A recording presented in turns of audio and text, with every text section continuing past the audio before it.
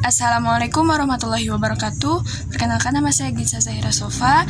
Di sini saya akan sedikit menjelaskan tentang bagian-bagian BW yang tidak berlaku lagi dan hukum perdata yang bersifat pelengkap dan bersifat memaksa.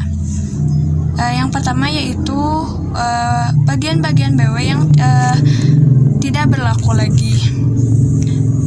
Pada saat ini, BW bukan lagi sebagai undang-undang hukum perdata yang berlaku secara menyeluruh, tetapi ada beberapa ketentuan yang sudah tidak berlaku lagi, baik karena adanya peraturan perundang-undangan yang baru yang menggantikannya, maupun karena dikesampingkan oleh putusan-putusan hakim yang merupakan jurisprudensi.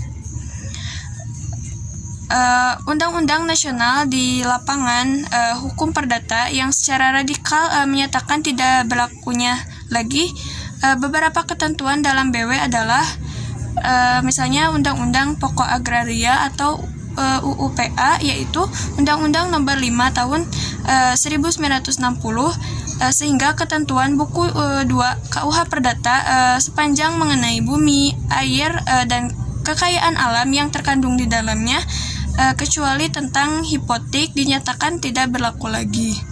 Ketentuan tentang hipotek ini kemudian diatur oleh Undang-Undang Nomor 4 Tahun 1996 tentang hak tanggungan.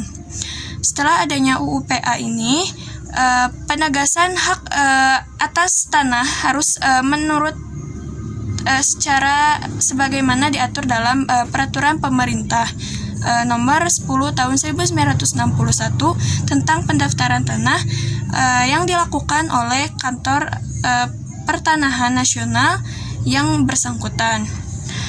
Undang-undang di lapangan perdata lainnya yaitu misalnya Undang-Undang Nomor 1 Tahun 1974 tentang perkawinan dengan PP Nomor 9 Tahun 1975. Dengan adanya undang-undang perkawinan tersebut, maka pasal-pasal yang mengatur tentang perkawinan dan segala sesuatu yang berhubungan dengan perkawinan dalam buku 1 BW sepanjang telah diatur dalam Undang-Undang Nomor 1 Tahun 1974 dinyatakan tidak berlaku lagi. Hal-hal yang telah diatur dalam Undang-Undang Perkawinan itu antara lain tentang dasar perkawinan, syarat-syarat perkawinan, pencegahan perkawinan, batalnya perkawinan, hubungan antara orang tua dan anak, perjanjian perkawinan, dan lain-lain. Ketentuan lainnya yaitu Undang-Undang Nomor 4 Tahun 1961 tentang penggantian nama, sehingga pasal-pasal dalam buku 1 BW sepanjang telah diatur dalam undang-undang tersebut dinyatakan tidak berlaku lagi. Sema Nomor 3 Tahun 1963 juga merupakan salah satu ketentuan yang menyatakan beberapa pasal dalam BW tidak berlaku lagi. Yang kedua yaitu hukum perdata yang bersifat pelengkap dan hukum perdata yang bersifat memaksa. Menurut kekuatan berlaku atau kekuatan mengikatnya, hukum perdata dibedakan atas hukum yang bersifat pelengkap atau unfallen recht dan hukum yang bersifat memaksa atau dwingen recht. Yang pertama, hukum yang bersifat pelengkap adalah peraturan-peraturan yang boleh dikesampingkan oleh orang-orang yang berkepentingan sepanjang kepentingannya itu menghendaki peraturan tersebut untuk dikesampingkan. Misalnya seperti pasal 1477 BW tentang tempat penyerahan barang. Yang selanjutnya yaitu hukum perdata yang bersifat memaksa adalah peraturan-peraturan hukum yang tidak boleh dikesampingkan sehingga harus ditaati oleh orang yang berkepentingan.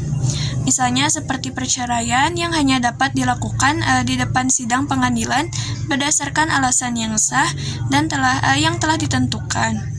Hukum perdata yang bersifat memaksa merupakan hukum perdata yang mengandung ketentuan-ketentuan tentang kesusilaan dan ketertiban umum. Misalnya pasal 39 Undang-Undang Nomor 1 Tahun 1947 ditentukannya bahwa perceraian hanya dapat dilakukan di depan sidang pengadilan berdasarkan alasan yang sah yang telah ditentukan.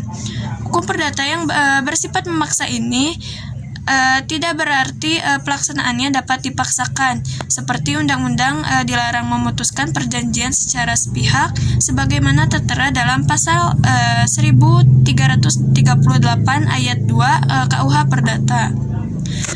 Mungkin hanya itu yang dapat saya sampaikan. Mohon maaf apabila ada kesalahan. Wassalamualaikum warahmatullahi wabarakatuh.